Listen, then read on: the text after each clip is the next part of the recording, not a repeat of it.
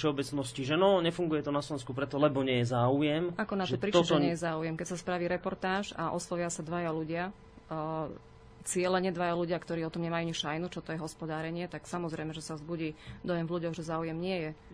Dobre, takže záujem je, tak teda logická otázka, tak teda prečo tí mladí nie sú v poľnohospodárstve? Pretože tu je tých 9 alebo 10 vážnych problémov, prečo im to nie je umožnené.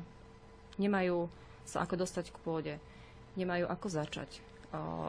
Majú kopec prekážok, ako vôbec začať podnikať z ničoho. Dobre, tak poďme k tomu, lebo tam som sa zhruba niekde chcel dostať, že teda nemajú možnosť dostať sa k pôde. Čo to znamená? Čo to znamená? Buď pôdu zdedím, alebo si ju kúpim. No. Keď pôdu zdedím, nezdedím kus pôdy niekde, kde sa môžem nasťahovať, začať pracovať. Zdedím 25 malých kúskov niekde, ešte v lepšom prípade v jednom katastrálnom území, ktoré, keď pátram po nich, kde sú väčšinou v prenajme, v družstve alebo nejakého veľkopodnikateľa, ktorý to má už zmluvne podchytené na 10-15 rokov. Jedna z vecí. Tá zmluva je nevypovedateľná? Nemôžem ju nejak Myslím, že sú vypovedateľné, ale proste človek musí ísť do toho. Už sú problémy, ešte ani tú pôdu nemám, aj keď čiže byrokracia katastrofálna nastáva, že problém. Výhoda by možno bola, keby to bol 1-2 veľké kusy, ktoré si nejako vydúpať. Lenže keď ich mám 25 malých kúskov, pár metrov štvorcových, tak je to veľký problém. Sú tam viacerí podielnici, to súvisí s tým, ako sa tu vlastne, aký spôsob dedenia bol. Že vždy sa vlastne dedilo medzi všetkých dedičov rovnakým dielom, tým pádom vznikli podielové vlastníctva a veľmi veľa malých kúskov. Daritov je napríklad, že niekto vlastní 25 cm štvorcových pôdy, čo proste už je nereálne dať dokopy. No a druhá vec je, chcem pôdu kúpiť. Není šanca. Nie je šanca, pretože presne z tohto istého dôvodu. Nemám čo kúpiť. Kúpim 1/10 25 metrov štvorcového pozemku. A čo tí ďalší 9 majiteľia? Akože, bez toho, aby som nemala veľký balík peňazí, tak tie pôdy neposkupujem. A toto malý človek jednoducho nespraví. To spravia veľkopodnikatelia, ktorí si môžu dovoliť zainvestovať do zmluv a do všetkého a ísť a skupovať to jeden po druhom kúsku. Čiže prvý zásadný problém je, že ako mladý, ambiciózny, začínajúci poľnohospodár, ktorý už chce zavesiť prácu pri mikrofóne na klinec, chcel by som začať pestovať niečo, tak pozor, nebude to také ľahké, lebo nekúpiš si tak ľahko pôdu.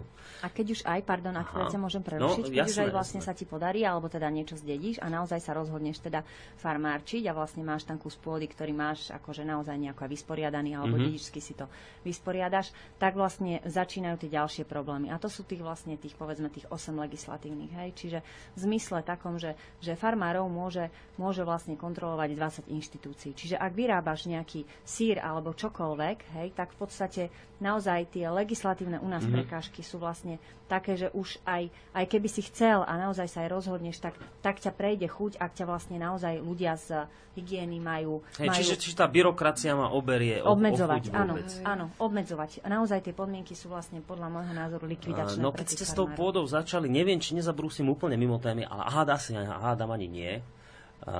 Tak nákup pôdy je zložitý, lebo hovorili ste tu o tom, že je, ale keď mám veľa peňazí, tak ani nie. No, veľa peňazí majú zahraniční investori a tí sa už začínajú zlietať ako krdle supov na slovenskú pôdu. Od mája, myslím, im padne posledná prekážka. Ono vlastne už aj teraz mohli nakupovať, lebo to je také typicky slovenské, že niečo zakážete, ale samozrejme, že to úplne neplatí, to sa dá obísť. To už by sme zase neboli na Slovensku, keby sa niečo nedalo obchádzať. Zákonne samozrejme.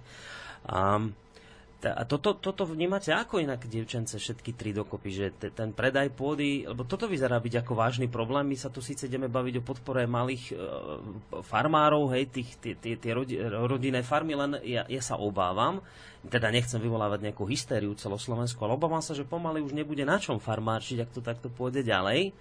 Je tu reálne takáto obava, alebo som teraz úplne taký, že konšpiračný, neuveriteľný? Ja už sa chystá. Lucia, počkej, dajme Luciu, že tá už dlho sedela, aby nevychladla, ako sa hovorí.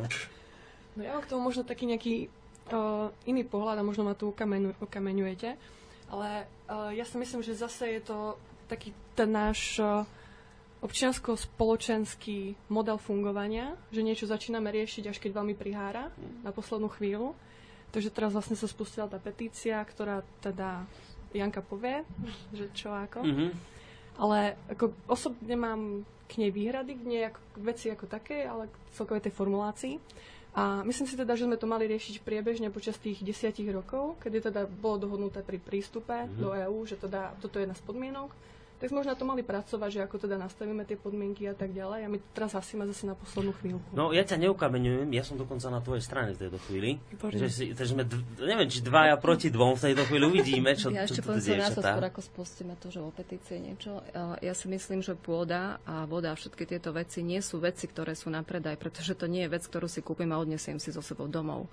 Je to vec, ktorá je neprenositeľná, tým pádom by to malo byť definované ako nejaké bohatstvo krajiny, v ktorej sa nachádza. Nemôžem si kúpiť hektár pôdy a žiť v Dánsku a odniesť si ho do Dánska. Tak by sme sa na to mali asi dívať. A my si tú pôdu nekupujeme, my si ju prenajímame na svoj život. Počas svojho života tá pôda tu bude ešte možno niekoľko generácií pod nás, ak ju nezničíme. Tak by sme sa na to mali dívať. Je to vec, ktorá nás prežíva. A nie, že ja si kúpim auto, odnesiem si ho a idem s ním preč. Je to úplne iný tovar, iná hodnota. No len realita je teraz už na Slovensku, ale momentálne v týchto dobách taká, že sa dá kúpiť a dá sa oplotiť a dá sa vás tam nepustiť. Áno, ono by stačilo, keď sa na to dívali ako na nejaké bohatstvo krajiny a možno by to stačilo takto definovať a nie ako vec, ktorá sa dá, s ktorou sa dá obchodovať. Proste. No, takto to definovali, myslím, Maďari ako národné bohatstvo. My sme si to definovali ako tovar. No a teraz ale Lucia má pravdu, že prečo teraz tu my kričíme, keď už je neskoro? Ja na to mám otázku, lebo my takto s Luciou spolupracujeme naozaj, akože my sa veľmi radi a robíme. Nie, práve opačne, akože my si práve vážime názor vlastne, aj keď človek nemá rovnaký, hej, že na to, aby sme mohli že to je konštruktívna debata, tak neznamená, že vlastne musíme mať na všetko rovnaký názor. Práve to nás posúva, že nemáme rovnaký názor. A v podstate naozaj môj názor je taký, že tá definícia, naozaj tam už sme vlastne pri tom, že tá definícia pôdy ako tovaru vlastne mne sa zdá naozaj nevhodná, a my vlastne pri tých prístupových rokovaniach do Európskej únie sme to vlastne deklarovali ako tovar. Čo podľa mňa pôda, voda by nemala byť deklarovaná ako tovar, ale mala by byť naozaj definovaná ako národné bohatstvo, alebo národný majetok, alebo národný poklad, presne ako Maďari si to definovali, národný poklad. Takže v tomto zmysle vlastne my sme spustili aj tú petíciu a tá odpoveď, že vlastne prečo až teraz, tak v podstate ja na to poviem len to, že ja som aktivista, ja mám svoju prácu, ktorá ma živí a toto robím len ako svoj koníček, Čiže naozaj to, že vlastne snažím sa vytvárať možno nejaké lepšie podmienky pre iných, tak to robím vo svojom voľnom čase. A to, že až teraz, tak za to nemôžeme byť zodpovední my, za to by mali byť zodpovední kompetentní, ktorí tam 10 rokov sedia na ministerstve a proste mali by sa tým zaoberať, a mali by to riešiť vlastne, aj keď sa to možno v tom čase už vlastne neodstriehlo, tak tých 10 rokov bola doba, počas ktorej sa to malo riešiť. My sme sa to dozvedeli len teraz. V médiách to vlastne, ja som sa to naozaj nedozvedela z médií, takže v médiách to nehovoria, že my vlastne predávame svoju vlastnú pôdu ako tovar.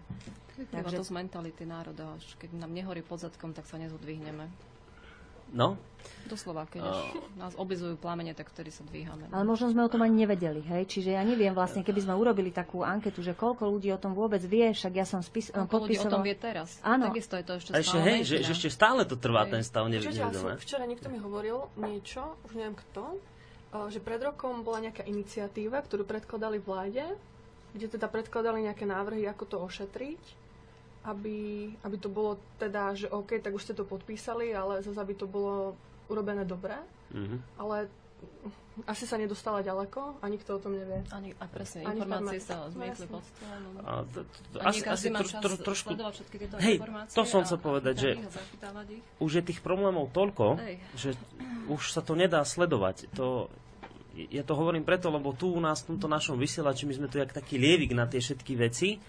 A teraz vám príde niekto, že vodohospodári nejakí, ktorí bojujú proti malým vodným elektrárňam. Keď si ich vypočujete, zrazu chápete, v čom je nebezpečenstvo. A to je len jeden problém. Teraz pôda niečo, má zaujímavate 100 problémov a už sa to nedá sledovať.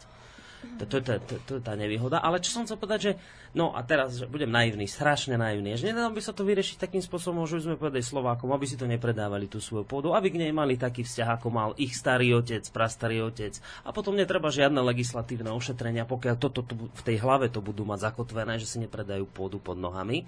Lebo tu je na Slovensku obrovské množstvo ľudí, ktorých trápi, že Maďari na juhu hovoria po maďarsky a že tu máme dvojazyčné tabule a toto sa za Dunaj, ja neviem čo vykričí. vykrikujú, ale to, že si pritom ale predajú pôdu pod nohami, to im vôbec nepríde divné, ale pritom budú dole na Maďarov nadávať, že tí im ohrozujú pôdu, pritom oni sú samotní Slováci väčším ohrozením pre svoju vlastnú krajinu ako Maďari dole na juhu.